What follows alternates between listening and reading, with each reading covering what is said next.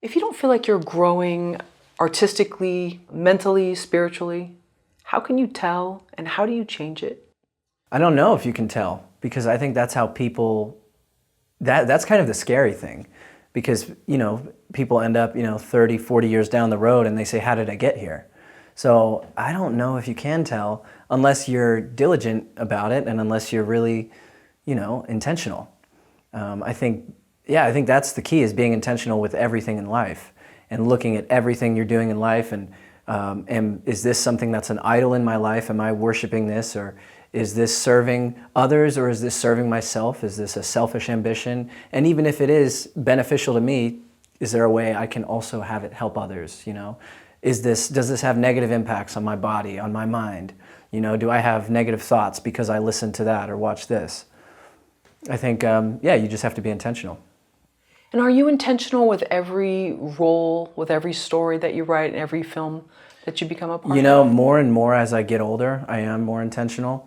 I think when I first started, I was willing to just do anything, not anything, but I was willing to do, a wider range of projects because I just wanted to get more of a resume, get my face out there, that sort of thing in terms of acting.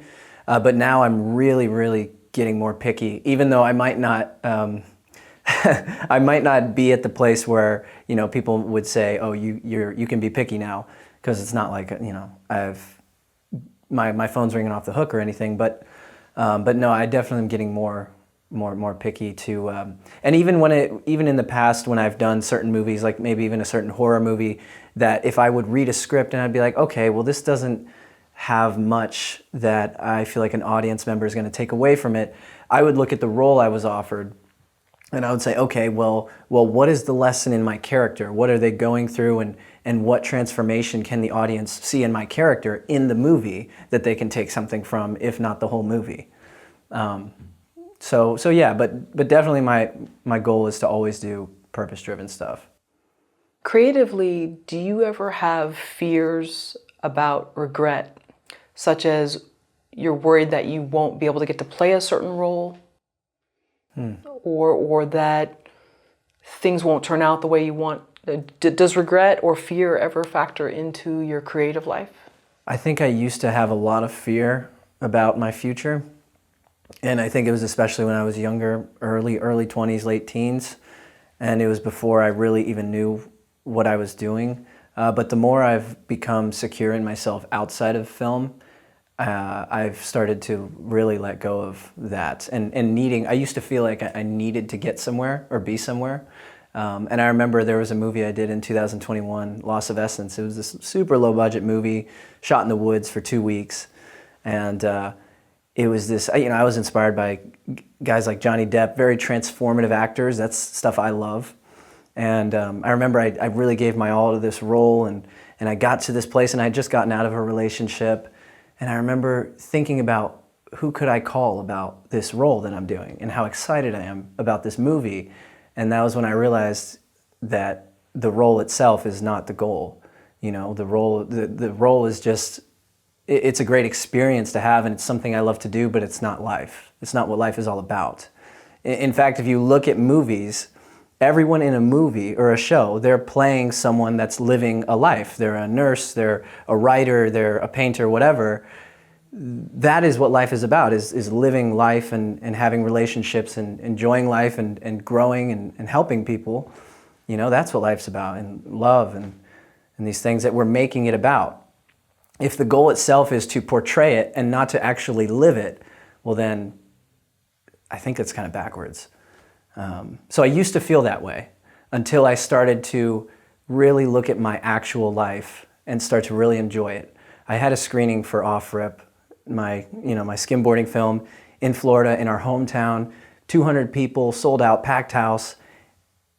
And I was more excited for my cousin's baby shower that same week than I was for my own screening, for my movie that took me 4 years to make. I was talking to my girlfriend, I said, wow, I'm more excited about the baby shower and seeing family that I haven't seen. But that, I think, is success. Do you think some of that comes from growing up around the industry? Because, so many people are so hungry for whatever endeavor it is, and they have to be the next top, and it really it can make you compromise a lot of things, I think. Yeah, I don't know if growing up around the industry really impacted me. I can't even say, so my parents were both actors, but I can't say I grew up around it too much. I mean, I was in acting classes, but it wasn't like an industry vibe kind of thing. It was more so just exploring the craft of acting. And yeah, I don't know if I mean, I loved movies growing up, and I also loved video games and storytelling and stuff, but I think even outside of acting and film, you know, we all have these goals, whether you're a realtor or whatever it is, you know, you want to get to the top and be the best. And of course, you know, that's a great thing to have and to want. But even when you get there, you get to a certain point. I mean, you look at some of these famous actors who get to these places and then hit depression, or they drop out of the industry, they get into drugs. It's because they realize that there's still the void there. And so, you know, I think that's what it is for me, is realizing that it didn't fill me up like I thought it would. Not really anything to do with my childhood. I understand that you love the book Catcher in the Rye. Why do you think so many people love the character of Holden Caulfield? I think he sees the world differently, and I think people are interested in individualistic perspectives and people that don't just go along with the crowd.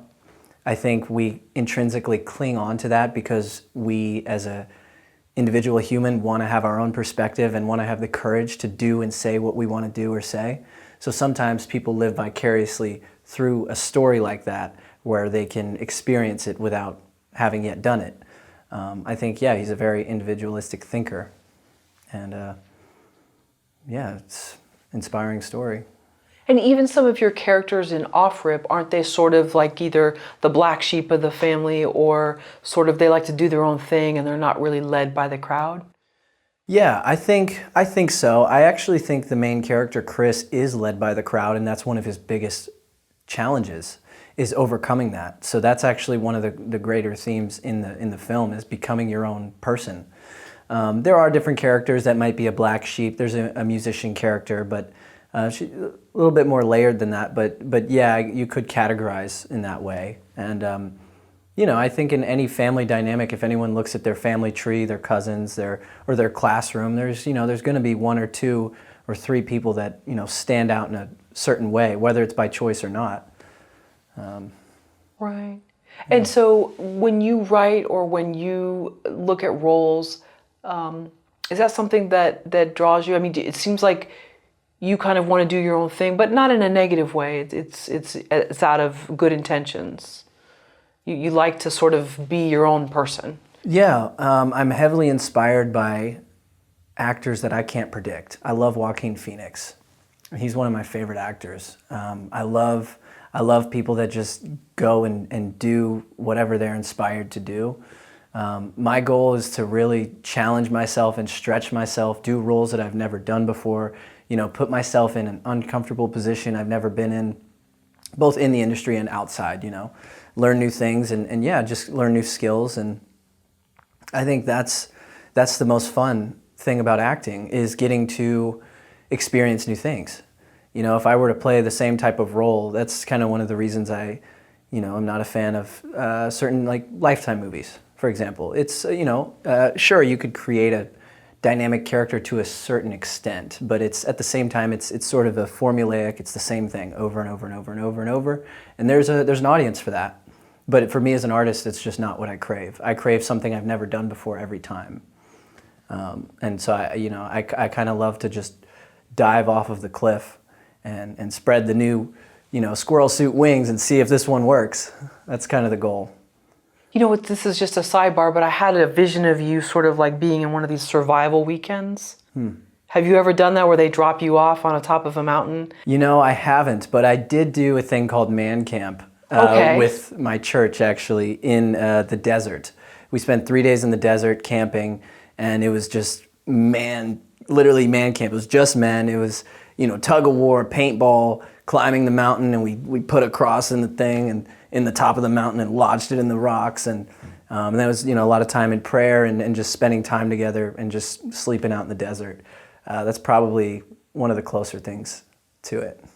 Because I was thinking when you talked about Joaquin Phoenix and just taking on these sort of unpredictable roles, I feel like you'd have to really know yourself, and you'd have to have been in some kind of, precarious is the wrong word, but some type of a situation that really tested you where you felt secure in who you were. Well, you know, it's funny, when I first started seeking those roles, I didn't know myself. I was trying to figure out who I was, I think, through different roles. But now, as I've matured and become more solid in who I am as a person, I still realize that I love transformative work. And, you know, Bill Skarsgård's another great example. I can't wait to see him in Nosferatu. I heard a clip of his voice, you know, the deep roll with the R's and roll, and, you know, that whole thing. They said he worked with an opera coach for a month to lower his voice a whole octave. Oh, wow. So I love stuff like that. I just did one of my favorite roles I've ever done in March. It was a Western, and I played one of the main bad guys, and it was kind of inspired by Val Kilmer's Doc Holliday and Leo's Calvin Candy. Awesome. So, yeah, I love those kinds of roles.